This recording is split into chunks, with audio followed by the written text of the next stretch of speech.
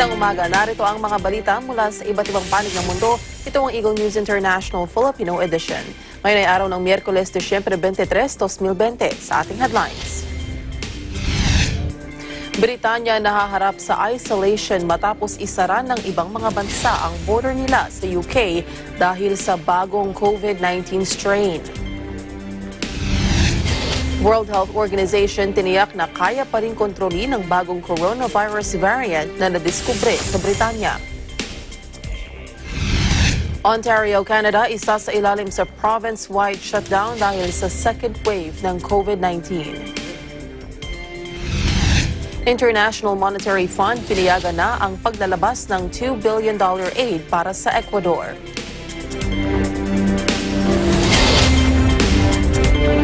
Ako po si Maricar Velasco, ang inyong magiging tagapagbalita.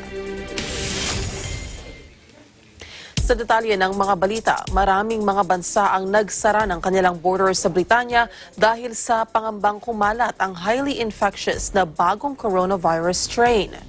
Kabilang sa mga nagpatupad ng travel restrictions at nagsuspindi ng biyahe sa Britanya ang India, Pakistan, Poland, Spain, Switzerland, Sweden, Russia, Jordan at Hong Kong. Ginawa ng mga naturang bansa ang hakbang matapos ihayag ni British Prime Minister Boris Johnson ang pagkakatuklas ng mutated variant ng virus sa kanilang bansa. Isinara na rin ng Saudi Arabia, Kuwait at Oman ang kanilang mga borders. Ang iba pang mga bansa na hindi na pinapayagan ang pagbiyahe mula sa Britanya ay ang France, Germany, Italy, the Netherlands, Austria, Ireland, Belgium at Canada. Pero ayon sa mga eksperto, posibleng kumakalat na rin ang kaparehong strain ng virus sa iba pang mga bansa, subalit hindi pa ito natutuklasan. Nagpatupad na rin ng Sweden ng travel restrictions sa karatig bansa na Denmark. Pinagbawalan ng pumasok sa kanilang bansa ang mga travelers mula sa Denmark kasunod ng nadiskubring bagong mutation ng coronavirus na unang natuklasan sa United Kingdom. Ito ang unang pagkakataon sa panahon ng pandemic na isinara ng Scandinavian country ang border nito sa kanyang karatig bansa. Ayon kay Sweden Home Affairs Minister Mikael Damberg, nakumpirma na rin sa Denmark ang bagong mutation ng virus katulad ng nakita sa UK. Aniya may panganib na tatangkain ng mga Danes na magtungo sa kanilang bansa para doon gugulin ang holiday season. Men vi gör det här för att skydda den personal som kommer behöva spendera sin jul och nyår på sjukhus och akutmottagningar runt om i Sverige. Många sliter nu hårt. För att minimera risken att den nya smittan sprider sig här har regeringen idag beslutat om inreseförbud från Storbritannien. Samantala, tiniyak ng World Health Organization na kaya pa rin kontrolin ang bagong coronavirus variant na nadiskubre sa Britanya. Ang bagong COVID-19 strain ay mas mataas ang transmission rate. Sinabi ni WHO Emergencies Chief Michael Ryan na under control pa rin ang bagong strain ng virus at maaari pa rin itong makontain sa pamamagitan ng mga existing measures. Una rito ipinahayag ni British Health Secretary Matt Hancock na out of control na ang bagong variant ng virus. Ayon sa British officials, 70% na mas transmissible ang bagong strain kumpara sa main strain ng virus. We need to stop all SARS-CoV. In the past few days, there have been reports of new variants of the COVID-19 virus in South Africa and the United Kingdom. Viruses mutate over time. That's natural and expected. The UK has reported that this new variant transmits more easily, but there is no evidence so far that it's more likely to cause severe disease or mortality. The virus may have become slightly more efficient in transmission. That can have a big impact on numbers when we have so many people being infected. But it means the virus can be contained, the virus can be suppressed, and it is exactly the same interventions, exactly the same behaviors done with more intensity and more completeness that we need to focus on right now. Posibleng mas nakakahawa umano sa mga bata ang bagong variant ng coronavirus na mabilis na kumakalat sa Britanya. Ayon sa mga scientists, hindi katulad sa unang strain, lumilitaw na mas susceptible ang mga bata sa infection ng bagong strain. Sinabi ng mga scientists mula sa New and Emerging Respiratory Virus Threats Advisory Group ng Britanya, sa kanilang pagsusuri sa bagong variant, nagiging mabilis ang paglaganap nito at nagiging dominant strain na ito sa timugang bahagi ng Britanya. Posible rin umanong maging dominant ito sa kabuuan ng bansa. Ang paglitaw ng mutated SARS-CoV-2 variant ay 70% na mas transmissible kumpara sa dating strains sa UK. Inihayag ng British Airways, Delta Airlines at Virgin Atlantic na papayagan lamang na makasakay patungong New York ang mga pasahero na magnenegatibo sa coronavirus test sa John F. Kennedy International Airport. Ang desisyon ay kasunod ng kahilingan ni New York Governor Andrew Cuomo na isailalim sa COVID-19 test ang mga pasahero dahil na rin sa paglitaw ng bagong coronavirus strain na highly infectious. Una rito, nasa 100 ng bansa ang nagsara ng kanilang borders sa Britanya. Inanunsyo ng Ontario na isa sa ilalim ito sa province-wide shutdown dahil sa second wave ng COVID-19. Ipatutupad ang lockdown sa most populous province ng Canada simula Disyembre 26. Ang Southern Ontario ay ila-lockdown hanggang Enero 23, habang ang Northern Ontario ay hanggang Enero 9. Binatikos naman ng health officials ang pagkakaantala ng lockdown. Anila, hindi na dapat patagalin pa ang simula ng lockdown at hindi naman dapat hintayin ang December 25. Ang Ontario ay 7 araw nang nakapagtala ng mahigit 2,000 bagong kaso ng COVID-19 araw-araw. Batay sa isinagawang modeling, posibleng madoble pa ang kaso pagsapit ng Enero. Ayon sa mga health officials, ang 4 hanggang 6 na linggong hard lockdown ay makakatulong para mapigilan ang pagkalat ng COVID-19. Ang iba pang mga balita sa pagbabalik ng Eagle News International Filipino Edition.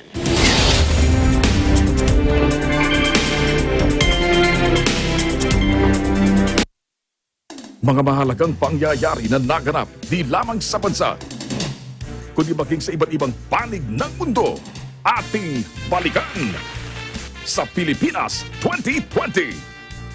Tinutukan ng Eagle News Team sa iba't ibang sulok ng bansa, pati na sa ipayong dagat.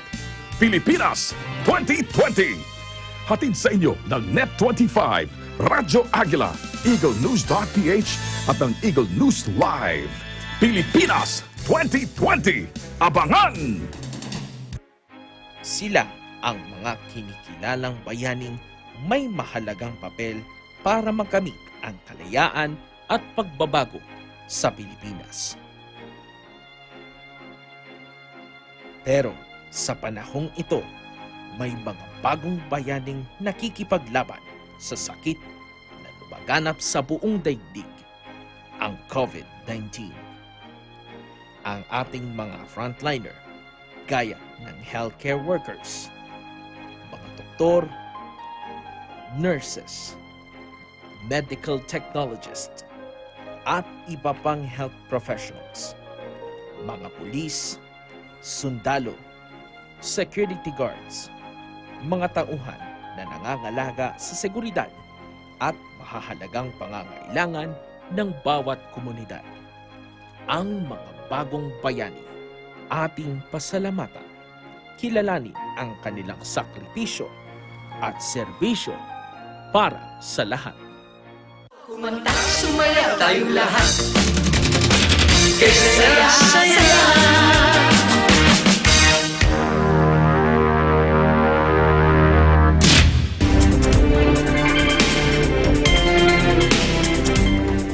Naitala ng Australian most populous state ang pinakamababang kaso ng COVID-19 cases sa loob ng 1 linggo. Sa tala ng New South Wales, mayroon na lamang 8 kaso ng bagong locally acquired COVID-19 cases sa nakalipas na 24 na oras. Mas mababa ito sa 15 kaso na naitala sa nagdaang araw. Samantala, ang 7 sa naitalang bagong kaso ay mula sa Northern Beachside suburbs ng Sydney. Ang pang-8 kaso naman ay isang nurse na pinaniniwala ang nakuha nakuha ang virus mula sa isang biyahero na galing sa ibang bansa. Kaugnay nito na isailalim na sa virus test ang mahigit sa 83,000 katao sa iba't ibang lugar sa Sydney sa layuning matiyak na mapigilan ang paglaganap ng virus.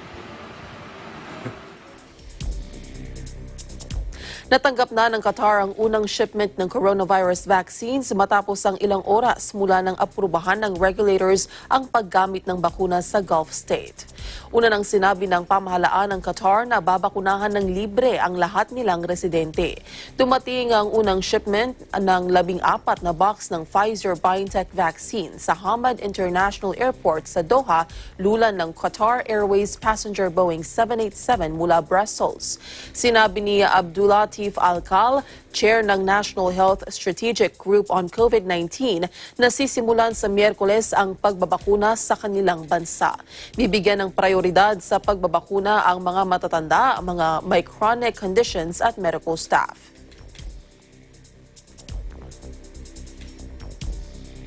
It's from Pfizer-BioNTech, and it's one shipment of several shipments that will follow. This shipment will help us cover some of the priority groups, including all of those age 70 and above, many of those with chronic conditions, and a good percentage of the healthcare workers that are taking care of COVID patients. That there is no decision that's made yet, but we don't know yet. This is something that will be discussed going forward. But in general, it will not be mandatory, it will not be compulsory, it's optional and voluntary. Final question.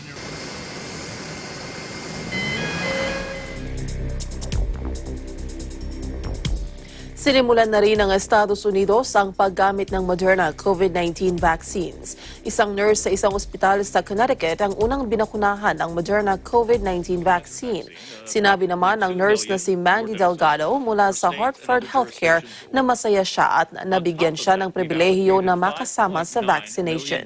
Ang unang Moderna inoculations ay isinagawa matapos i-anunsyo ng US Food and Drug Administration na binigyan na nito ng emergency approval ang paggamit ng naturang bakuna. This week, we have allocated more doses of the Pfizer vaccine, approximately 2 million more doses, for states and other jurisdictions to order. On top of that, we've allocated 5.9 million doses of the Moderna vaccine. I look forward to receiving this vaccine myself in the coming days as part of our efforts to demonstrate to Americans that these vaccines are safe and incredibly effective at preventing COVID-19. This first wave of Moderna shipments will be sent to more than 3,500 sites, a greater number than the Pfizer vaccine was sent to, in part because the Moderna vaccine can be accommodated in more sites, including harder to reach and more rural places. We do still feel strongly that we will have allocated to the states by the end of the year 20 million doses of vaccine. That'll be available. I'll allocate it, and then the states will order the vaccine as they need for their locations by numbers. For a scientific review. Dr. Slawi? Thank you, Leader General Perna. Dr. Slawi. Kinilala ni US President-elect Joe Biden ang mga hakbang ng Trump administration para maipatupad ang COVID-19 vaccination. Ginawa ni Biden ang pahayag matapos niyang tumanggap ng bakuna sa Newark, Delaware. Umaasa naman siyang makikinig ang mga tao sa mga eksperto at susundin na ang mga ipinapatupad na healthcare protocols. The administration deserves some credit getting this off the ground with Operation Warp Speed. This is great hope. I'm doing this to demonstrate that people should be prepared when it's available to take the vaccine. There's nothing to worry about. I'm looking forward to the second shot. So is Jill. She's had her shot earlier today. She loves shots, I know. But I hope people listen to all the experts when the Dr. Fauci's on, talking about the need to wear masks during this New Year's holidays, wear masks, socially distance, and if you don't have to travel, don't travel.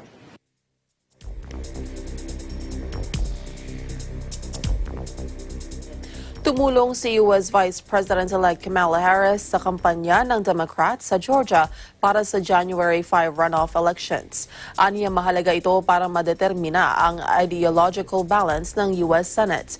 Sinabi ni Harris na hindi pa tapos ang laban hanggang sa Enero 5.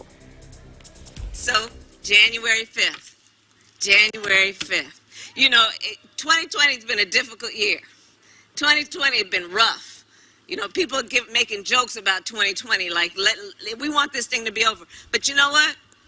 As far as I'm concerned, Georgia, Columbus, 2020 ain't over until January 5th. As you know, everything is at stake when it comes to the need to elect Reverend Raphael Warnock, to elect John Ossoff, to elect Daniel Blackman. Everything is at stake. Everything that was at stake in November is at stake.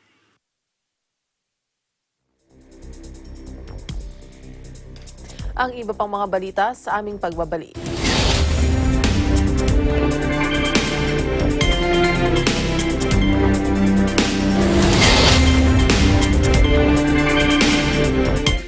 Factual, We have to defeat the virus everywhere.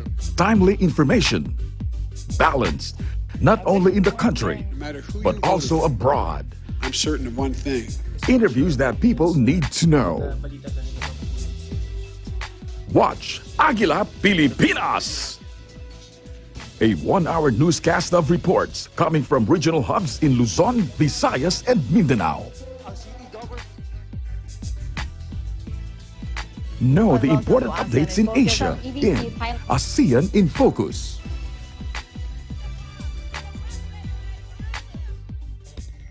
Track the latest stories in the provinces in Agila Provincia. Sa mga taga-Iloilo at Antique. Tune into Mata ng Agila, the evening primetime news program of Net25. Balanced and objective, Mata ng Agila covers national and international issues, tackles news on business, health, science and technology, entertainment, sports and human interest features, and current events. And Eagle News International delivers the latest global reports, impartial, accessible, and up-to-date. It brings to fore EBC's rich international scope and access to valuable information streams. Well, thank you to thank our health outdoor. Catch these programs on Net25. You can also watch our news programs through eaglenews.ph and Eagle News Facebook page and YouTube channel.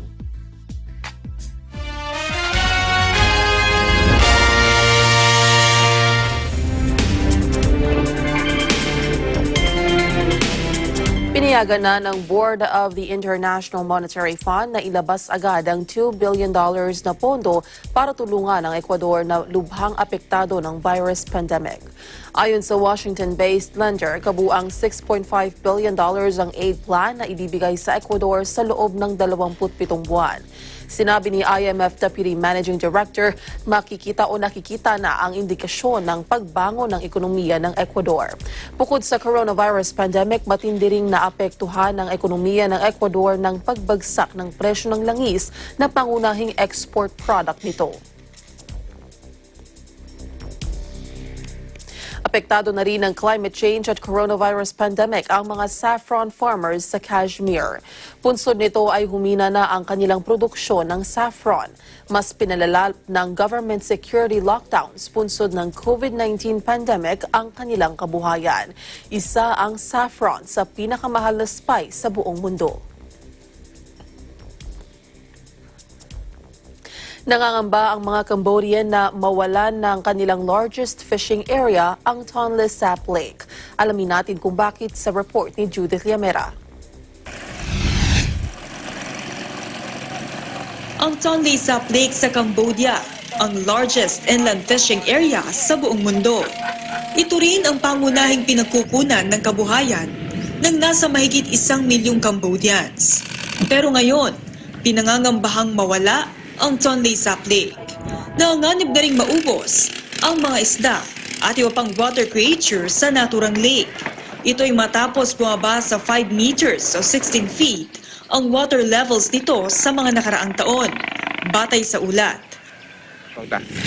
អ្នកនេសាទពួកខ្ញុំនេះសំខាន់នៅទន្លេពឹងទឹកពឹងត្រីទាំងព្រៃដល់ពេលអា3ប្រភេទហ្នឹងវាអស់ទាំងអស់ហើយយើងទៅពឹងឲ្យថាបាន Ang dating fish breeding grounds ay ginagamit na ngayon para sa rice cultivation. May tuturing ito na malaking pinsala sa kabuhayan ng mga residente sa lugar. Ang mga mangingisda, humahanap na rin ng ibang paraan ng pagkakakitaan dahil sa kakaunting bilang na lamang ng isda ang kanilang nahuhuli. ឥឡូវនេះអ្នកតឡេនេះវាជួបការលំបាកទី1ទឹកក៏វាតិចត្រីក៏អត់មានអញ្ចឹងហើយអ្នកតឡេនឹងផ្លាស់ប្ដូរជីវិតទី1អ្នកដែលមានកូនច្រើនអាចធ្វើការនៅកោកស៊ីឈ្នួលឲ្យគេទៅខាងសំណង់ទៅរោងចក្រត្រីទៅបាទព្រោះអីតឡេវាអស់ត្រីហើយកាលមុនអ្នកតឡេ Ayon sa mga environmentalist, ang climate change at dams sa Mekong River ang itinuturong sanhi ng pagkasira nito. Sinabi pa ng wildlife conservationist, kinakailangan ng agarang aksyon para lalong mapangalagaan at maprotektahan ito. Kung hindi, maaaring tuluyan ng mawala ang Tonle Sap Lake. Para sa Eagle News, Judith Llamera, we live in interesting times. Sumabog ang Kilauea Volcano sa Hawaii Big Island. Ayon sa United States Geological Survey, alas 9:30 ng gabi sa Hawaii nang mangyari ang pagsabog sa caldera summit ng bulkan. Nagbabala naman ang mga otoridad sa pagkakaroon ng malalakas na pagbuga ng volcanic ash. Sinabi naman ng National Weather Service na posibleng tangayin ng malalakas na hangin ang ashfall patungo sa mga komunidad sa timog kanluran ng Big Island. Pinapayuhan ang mga residente na mag-ingat dahil sa posibleng magdulot ito ng respiratory problems. Nagkaroon din ng magnitude 4.4 na lindol malapit sa bulkan matapos ang pagsabog. Ang Kilauea na isang popular tourist attraction ay isa sa mga most active volcanoes sa mundo. Tinaguri ang Iceman ang isang healthcare worker sa France matapos manatili sa glass cube na puno ng yelo. Ang detalye sa report ni Cez Alvarez. Matagumpay na nasungkit sa France ng health worker na si Romain Vandendorp ang world record matapos itong manatili sa loob ng plexiglass cabin na puno ng yelo. Sa record na 2 hours, 35 minutes and 43 seconds ay kinaya ni Vandendorp ang lamig na dala ng yelong ibinuhos sa buo niyang katawan. Naungusan nito ang 40 minutes previous record na nasungkit sa northern French town ng Wattrelos. Ay kay Vandendorp, sumailalim muna ito sa training bago sumabak sa naturang extreme challenge. Kabilang sa kanyang ginawang training ay ang pag-upo sa ice-cold jacuzzi, pagpasok sa 500-liter freezer at ang paghiga sa snow sa French ski resort ng Chamonix. Pero higit pa sa world record na nakuha ni Vandendorp na ngayon ay tinaguri ang Iceman, ay pangunahin sa kanyang layunin ay ang makalikom ng halaga na kanyang idodonate para sa mga kabataang may cancer. Kasunod ito ng pagkamatay ng isang 4 na taong gulang na bata sa Wattrelos dahil sa brain cancer. Para sa Eagle News, Cez Alvarez, we live in interesting times. At yan ang kabuuan ng mga balita mula sa iba't ibang bansa. Itong Eagle News International Filipino Edition. Sa pangalan ng mga bumubuo sa Eagle News Service, ako po si Maricar Velasco and we live in interesting times.